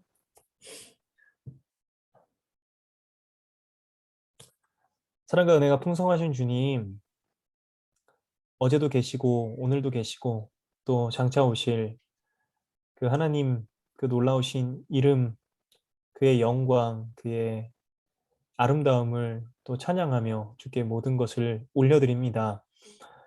하나님, 곰곰이 생각을 해보면 성경에 담겨 있는 그 하나님의 놀라우신 구원의 역사도 참 연약한 우리 한 명 한 명을 위해 행하신 일이고, 또한 그 아름다운 내용들이 우리를 향해 있음에 참으로 놀랍지만, 또한 그것을 넘어서 또 이 땅에, 이 작은 나라에 또 이 모든 복음의 내용들을 교회를 준비하시고 이를 이루시고 또 예비하여 놓으신 그 하나님의 섬세하심과 신실하심이 얼마나 놀라운지 주님은 참으로 놀랍고 위대하신 분이십니다. 근데 그 하나님께서 오늘 우리의 아버지시고 그 모든 역사의 주인이신 그 하나님께서 오늘도 연약하게 살아가고 있는 실수가 많은 우리의 삶을 주관하시고 이끄시고 인도하시고 푸른 물가, 쉴만한 물가로 푸른 초장으로 인도하여 주시는 그분이 우리의 아버지시며 우리의 주인이시니 또한 더욱 놀랍습니다. 하나님, 우리가 이 8주 동안 주의 신실하신 일하심을 보면서 우리가 누리고 있는 것들이 마땅한 것이 아님을 믿음의 선조들의 수고와 피해 값으로 예수 그리스도를 닮은 이들을 통해서 우리가 누리고 있음을 우리가 보았습니다. 주여, 그 하나님의 놀라운 역사에 우리도 참여하여서 주의 아름다운 그 역사의 이야기를 함께 써가는 주의 종이며 또한 주의 친구들이며 또한 주의 자녀들이 되기를 주여 간절히 원합니다. 그러지 않아도 됐지만 십자가에 달려 죽으신 예수 그리스도처럼 그러지 않아도 됐지만 이 조선 땅에 와서 미라로 썩어져 그 복음의 아름다움을 남겼던 그 믿음의 선조들처럼 오늘 우리도 그러지 않아도 되지만 주의 복음을 전하고 헌신하고 봉사하고 낮아지고 예수 그리스도를 닮은 그 십자가의 길로 걸어갈 수 있는 우리가 되기를 주여 간절히 원합니다. 아멘. 우리가 들었던 모든 내용들이 우리 안에 믿음의 양분이 되어서 실제적으로 삶의 열매 맺을 수 있도록 주의 은혜를 더하여 주시옵소서. 오늘 내용을 나눈 주기철 목사님의 그 신앙처럼 오늘 우리 삶도 하나님의 그 말씀을 기억하며 예수 그리스도의 재림을 다시 기다리면서 살아가는 우리 하루하루의 삶이 그 믿음 안에서 실제적으로 우리의 입술에서, 우리의 생각에서, 우리의 어떤 삶의 결단에서, 우리의 삶의 모든 모습에서 그 신앙들이 드러날 수 있는 그런 신앙인들이 될 수 있도록 주의 은혜를 더하여 주시옵소서.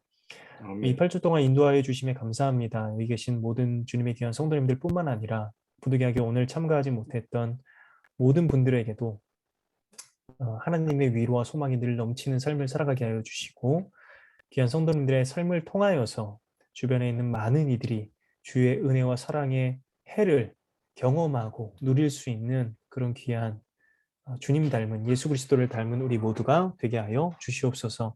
주님 앞에 모든 영광을 올려드립니다. 앞으로의 우리의 인생의 역사도 여전히 주님께서 주인이시며 다스리심을 우리가 믿으며 오늘 믿음의 걸음을 담대하게 한 걸음 나아가는 우리 모두가 되게 하여 주시옵소서. 주 앞에 모든 영광 올려드리며 살아계신 예수 그리스도의 이름으로 기도드립니다. 아멘. 아멘. 감사합니다. 수고하셨습니다. 너무 예, 수고 많으셨습니다. 수고하셨어요. 수고하셨습니다. 감사합니다. 고생 많으셨습니다. 수고 많으셨습니다, 목사님. 네, 감사합니다. 너무 감사합니다. 예, 수고하셨어요, 목사님.